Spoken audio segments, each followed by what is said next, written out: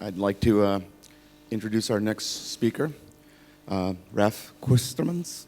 Raf and I met a few years ago at Casual Connect Hamburg.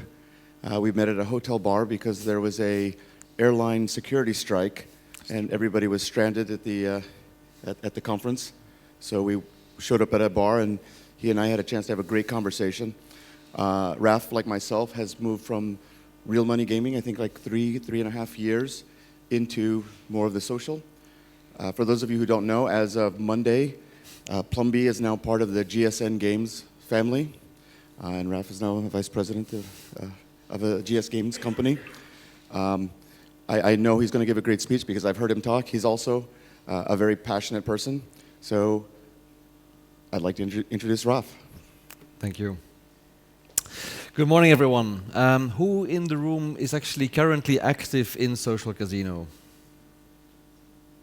Okay, the majority, right? So I should probably change my slides. My plan was actually in the next 20-25 minutes to talk a little bit about the current trends that we're seeing in the category. What's happening the last year, and also like what are trends going forward that might still offer some opportunities for companies, big and small. Very quickly about me, I'm not going to spend too much time. I've got a very nice introduction there, but yes, I worked in both real money gaming and also in both social casino, but also social games in general. I was at Unibet, one of the large online gambling companies. I was at EA for a while, both at Pogo, which is a casual games platform, and later at Playfish, was an independent consultant for a couple of social games companies. And then we created Plumby together with two other Playfish execs in 2011, almost 5 years ago. And the company that we sold earlier this week to GSN Games. We're based in London. We have just under 50 people. You might know us from Mirrorball Slots, which is our flagship title on Facebook and mobile platforms. We also at some point tried to combine the two worlds. We actually had a joint venture with Unibet actually called Bonza Gaming, which was one of the companies that launched the real money gambling app on Facebook. One of the first companies allowed by Facebook in the UK. That was a lot more difficult than we had expected. We thought if we take on board some of the learnings from social, some of the game mechanics, and make a real money app with some game elements, 1 + 1 = 3, but turned out that 1 + 1 equaled more like 1.8 or something. So Unibet acquired Bonza last year. It was a very interesting experiment, but it didn't really go to the scale that we were looking for. We're also a founding member of the ISGA. ISGA is the International Social Games Association, which is a not-for-profit trade organization, not just social casino, but also other game developers. And basically the main goal is to open a debate with politicians, media, regulators about what are free-to-play games, what are free-to-play casino games, how are they different from real money gambling. This is probably not big news to you guys. In 2015, this is still an estimate, but it's probably fairly accurate. Social casino worldwide was about $3.4–3.5 billion market. What we're seeing in the last couple of years, and also if we look at the forecast, is that it's still a growing market, but the pace of growth is slowing down. It was actually, a couple of years ago, it was growing at 20–30% year on year. What we're now seeing is more that the growth rate is slowed down to single digits, 8–9% year on year. At some point, I think Morgan Stanley estimated that by 2020, social casino would be an $8–10 billion business. I think that seems at this point a little bit unlikely. I think it's still growing. I think the forecast for 2016 is just under $4 billion. Depending who you ask. So it is still growing, but it's definitely maturing. The pace of growth is definitely slowing down. One of the main trends from the last couple of years is this, the big boys buying the small ones. We are part of that consolidation wave now as well. Big companies buy smaller social casino studios for the audience, for the talent, for the technology. And if you look at some of the biggest players in the category, that's, I think, been a large driver of their growth. A lot of companies have been quite aggressive in snapping up other companies. This is a non-complete overview of the last couple of years, who bought who. Like I should have added us as well now in there. But I mean, it's almost $3 billion, and actually more than $3 billion now, in the last 6 years that from acquisitions. One of the interesting trends actually is if you look at who is buying social casino companies, is that it's actually, with all my respect, it's actually more like the old-fashioned land-based companies. Like you would actually maybe think that the companies that are most aggressive in this consolidation wave would be the next generation digital gambling companies. But that's not really the case. I mean, with some exceptions, but most of the M&A activity has been driven by big land-based casino companies or land-based slots manufacturers. And my personal little theory on that is that land-based casinos are probably closer culturally and mentally to social casino companies than some of the online gambling companies. I think if you go to Vegas, you will see that it's much more entertainment focused. Like the whole Vegas experience is not just about gambling. Actually, right now, Vegas gambling revenues is about 10-15% of their total income. It's a lot about the whole experience, beautiful buildings or fascinating buildings, maybe restaurants, nightclubs, which I think as a mindset is closer to game studios than I think online gambling companies, where it's really more about, I would say, hard gambling. So it is interesting that it's actually the old generation gambling companies have been driving this trend. Another trend that we've seen in the last couple of years is that the team size for social casino companies have increased significantly. While in 2010, 2011, you could probably still get a half-decent game out with a small group of talented people. What we see right now is that it becomes more and more difficult, and actually like the leading companies in the space actually have teams of 30, 40, 50, 100 people on one title. And the reason for that is not only have the production values gone up significantly, players expect that games look very, very polished, but also one of the main drivers for this is that the frequency of new content is gone up significantly. The leading players in the category launch a new title every 2-3 weeks. And also players no longer accept that these new slot titles are just reskins. You need a good mathematician, you need a good slots producer, you need really good artists. Like the quality of the individual slot games has gone up significantly across the board. To make a new slot title every 2-3 weeks requires a fairly significant team in itself, not including the app, the data science, which become more important, user acquisition. The team size required to be successful has gone up a lot. Another big trend that we've seen in the last couple of years is the increase of brands and licensed IP. I think right now it's almost becoming the norm, I would almost say, in the category. Like a lot of the players, not just in social casino, also outside, we see that because the abundance of games, specifically in mobile, in the App Store, it becomes harder and harder to stand out. And specifically in social casino, as you guys probably know, you don't get a lot of love from the platform owners, with the exception, I would say, of Facebook. Apple and Google barely tolerate us, but there's no featuring, there's definitely no love lost on the category. So there's not that many ways to actually get visibility. Obviously, spending $10 million a month is one way. We'll come back to that. But having a very recognizable brand is another way. So I think what we're seeing is that also the IP owners get quite excited about this. I think the downside is that the success of companies like Playtika and others, and the very visible success of those companies, have, I think, also triggered maybe some slightly realistic expectations from some IP owners. If you sometimes hear the expectations in terms of minimum guarantee that some of the big brand owners have for social casino, driven by the belief that everybody is making $500 million to $1 billion a year in revenue, it is quite expensive. And also, like what it sometimes does, it also it creates a margin handicap as well, which in a world with a very high and ever-increasing CPI is also something to be a little bit aware of. Which leads us to the ever-increasing cost of CPIs, cost per install. We have breached, I think, last year, the $10 barrier for campaigns at scale.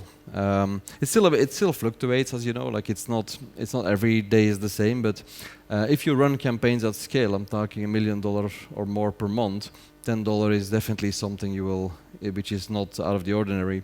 And $10 CPI, what that actually means, if you actually break it down, is that you need a lot of money just to break even. If you take into account platform fees, if you take into account basically hosting costs, AWS, 1% chargebacks, which is pretty standard, you basically need the gross LTV per user, $14 to break even on your $10.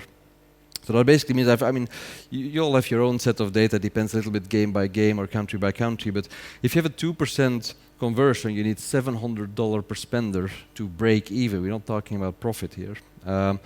So I basically try to think a bit about what that actually means in terms of data. You need at least 40% day 1 retention, 15%, over 15% day 30, you need at least 30 cents ARPDAU, and even then you'll probably struggle to pay back your $10 in 12 months' time. 12 months' time is a lot of cash going out of your company, so cash flow-wise, this is also not very fun and very sexy. And as we know, there is definitely organic growth, there is definitely organic users coming into the games, but the viral dreams from 2008 and 2009 are definitely over. So it is very, very tough. It basically means that a lot of smaller developers can't really compete at scale, I would say.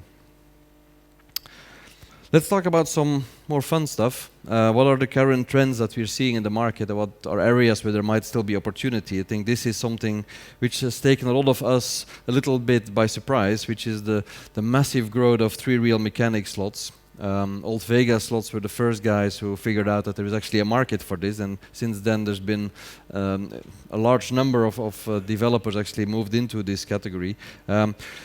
Typically smaller audience, typically older audience, very basic slots. I think someone joked that while social casino games tend to attract 40 to 50-year-old women, 3 real mechanic slots tend to attract 70 to 80-year-old women. Not sure if that's really true, but I think it's definitely the case that these games attract an even older audience than your generic social casino games.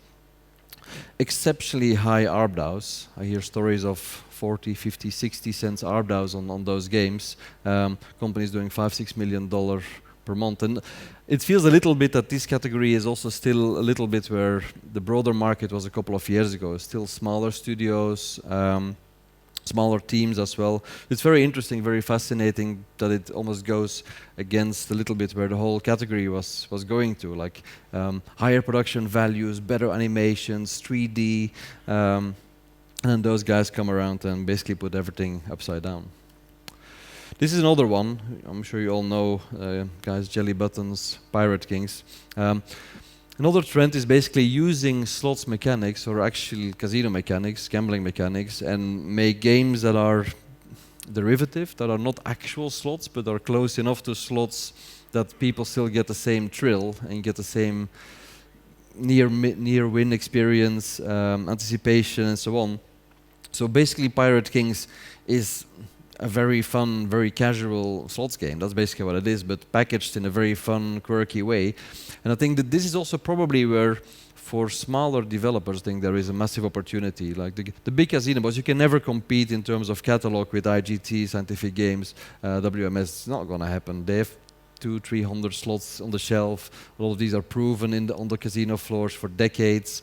There's just no way you're going to compete with that. But if you're a good game developer, you can come up with more innovative approaches, like how can we actually take into account what actually makes slots so fun, and so what makes the retention of slot games so high, or monetization. How can we actually take the essence of that and build an actual game that is not just a slots machine? I think the Jelly Button guys have done an amazing job on this, and I think they've also been very, very successful with this.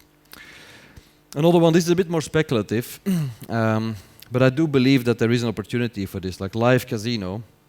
What we've seen is that this is already becoming quite a big category in real money gambling, specifically in the casino category, obviously, blackjack, roulette, and so on. But also in Asia. Some of you probably know, some of you have been to Asia, who know a little bit about specifically the online gambling business there, which may or may not be legal. There is a distrust of actual digital machines. People don't believe that they are real, people believe they are rigged, so they actually want to see someone shuffling the cards, spinning the roulette wheel, dealing the blackjack cards, and so on. Um, so currently, obviously, there are a lot of challenges with it, cost being one of them, because obviously on the live casino table, you need to figure out how can we actually scale this, because you don't want to have a live dealer for every 10 players. That's going to become pretty expensive. But I'm pretty convinced that this is going to be another part of the industry, and it's already some people have been experimenting with this, but I think this will become bigger and more meaningful. China and Asia at large, I think there's obviously some regulatory challenges there, not just in China but also in other Asian markets. But I think it is, if we see what's happening in the wider games world in these markets and the huge amount of growth that is coming from there, I think the companies that can figure it out, probably by partnering with the right companies there, I think have definitely, there's a lot of potential there.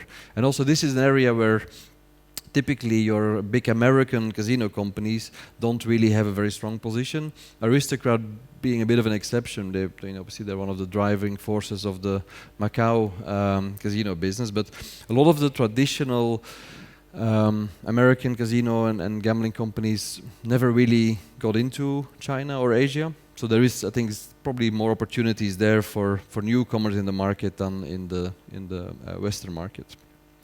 Another one which I think is more speculative and it's going to be interesting to see is this one, and this is one example. This is Hold'em X from Alex Dreyfus, who's basically a new company. Like he was actually the guy who sold Chili Poker, like very traditional online poker room a couple of years ago, sold it to Bally's. Creating a new company, a new startup now, and this is basically combining poker with esports. What he has seen is like the massive success of esports, League of Legends, Dota, you name it. And he basically saw an opportunity that also poker could actually become a game, like poker always has been a game rather than, more so than gambling, but by creating a more game-like experience, both for players but also for participants and people watching other people play, I think he sees a big opportunity in the market. So again, more speculative, we'll still have to see. I think it's just started. But I think this is another area where I think there might be opportunity. How do we combine other trends within the wider entertainment world, in this case esports, with casino or gambling mechanics? So these are the main trends that I saw. That's all I had prepared. I hope that was interesting enough for you guys to show up to this session. But I'm happy to take any questions. Since I'm now part of a big corporate company, I have to probably be a little bit more careful than I was before, but I'll do my best. All right, do we have some questions? There's got to be some. They're in the back. Oh, they're in the back. Hang on.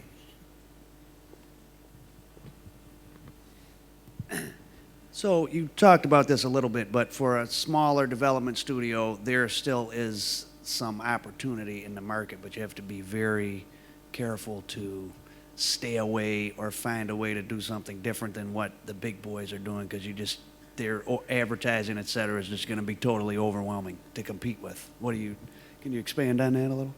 Yeah, I think if you're just gonna make a slots game, it's just not gonna happen. You're dead in the water basically. Like the entry barriers are so high in terms of the kind of content you need to start with. The advertising budgets to get to any critical mass, it's just not possible. So you have to really figure out what is a niche within the category where there is still opportunity. And for example, 3Real mechanics, first of all, they're a little bit easier to make. I think you have to be a bit careful. They look very simple. I think they're all about math models. So you need a really, really good mathematician, someone who really understands what makes these games fun, because you have much less to play with. In a way, it's easier to make a video slot with 5 reels and 5 bonus rounds and 17 layers of animations than a really fun, engaging 3Real slot, because you just have less things to play with. So it has to really be right. That's also why I think if you saw the guys who made Old Vegas slots, all ex-WMS veterans, people who really, really know how this thing works and why people played it and what they're looking for.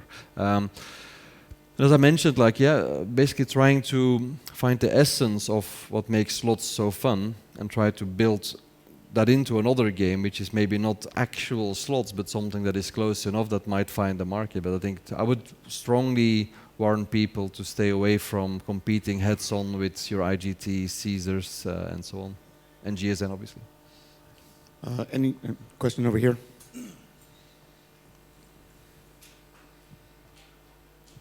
Hi, I'm Jeroen from Ex Machina, and I'm interested to know more about your view on linking games to TV shows. GSN has licensed some TV properties. Do you see any opportunity in play along functionality with a TV show?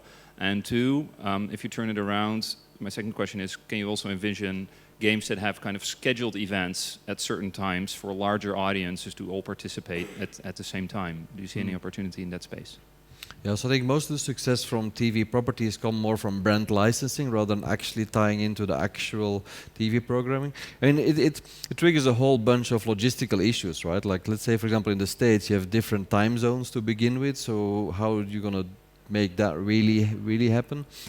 Also, in general, TV stations and TV producers are still fairly conservative. They don't mind licensing it out, but keeping it all at arm's length, so that it's not really their content, so they don't really want to be too closely associated with slots machines and gambling content. They happily take the licensing revenue, but I think they'd rather, my experience is that they'd rather not get too deeply involved with it.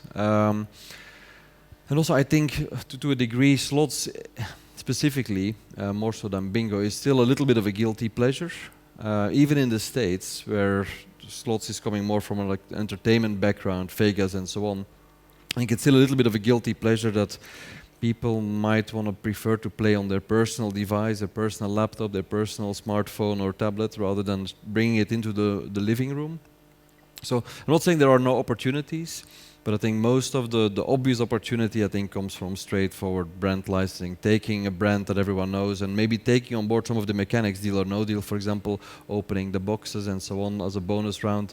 Those are obvious, relatively straightforward ways to leverage it, but to actually get in deeper into it, I think it's not impossible, and there might be an opportunity, but I think it's challenging at a couple of levels. You know, you were mentioning before about taking gambling mechanics into other games. And I know there's a lot of people who are kind of critical of that because they think that you're teaching kids how to gamble. What do you think about that? Yes, it's also one of the things that the ISGA that I mentioned earlier is quite involved in. Because specifically when social casino games first came into the market, a lot of the gambling regulators and also in the UK, the tabloids, for example, freaked out. And it was called slots for tots and children playing free games now and so on, free slots games.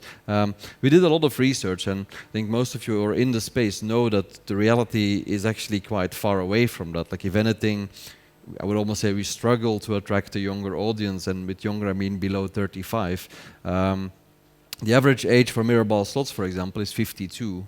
Our players are average 52 years old. And I think we see that with most of our colleagues and competitors. Like, the average people playing slots and bingo are 40, 50, 60-year-old, 65% women. It's almost, I think we have less than 0.01% people who are under 21. And then if you look at spenders, it's even, I mean, it's not even a number anymore. Like, I think what we did, we shared actually anonymized data with the UK Gambling Commission, for example, as one of the leading regulators, also a very professional organization, very well regarded with other regulators as well. I think they spent a lot of time going through the data, talking with us, talking with the industry, and I think they basically really were reassured that this is not a thing. Like, actually, children, teenagers, even younger people don't really like these games. If anything, you'd almost say, like, going forward, if you look 50 years into the future, that might become a problem to a degree. But there is no data whatsoever that young people actually play or even like these games. Any additional questions? Okay. Yeah, I have a question. Maybe it's speculative, but why do you think the age is so high? I mean, is it related to slots being a node-style game, or is it because of the psychology of the gamers? Do you have an opinion on that? It's an interesting question. Like, I think to a degree it's that there is a perception element to it. Like, people see slots as an old, especially in the US. Like, if you go into the casinos, the people playing slots are not your hip 23-year-olds typically. I mean, there's some exceptions, but most of the people playing it are a bit older. Also, I think this is very speculative, and I'm not a psychologist, so please take this with a couple of bags of salt, but I think maybe slightly older players are looking for a very different experience. They don't look for a thrill, they don't want to get challenged, they don't want to get stressed. Like my mom, for example, when she plays Candy Crush, she hates the levels with timers because it really stresses her out. She wants to have something she can play in her own time. It's sort of like a very soft thrill, so to speak. And so I think it appeals more to that segment. Like people actually like to play games, be entertained, but don't want aggressive games, very competitive games. So I think for that segment, that demographic, I think slots are perfect. Like it is something you can play in your own time. You can't do it wrong, so you don't feel embarrassed that you didn't manage to solve this very simple puzzle or finish this level in 90 seconds. Well, I think a younger player demographic prefers a little bit more hardcore thrill, so to speak, more competition, time-based, like. But again, this is a very high level, very speculative theory.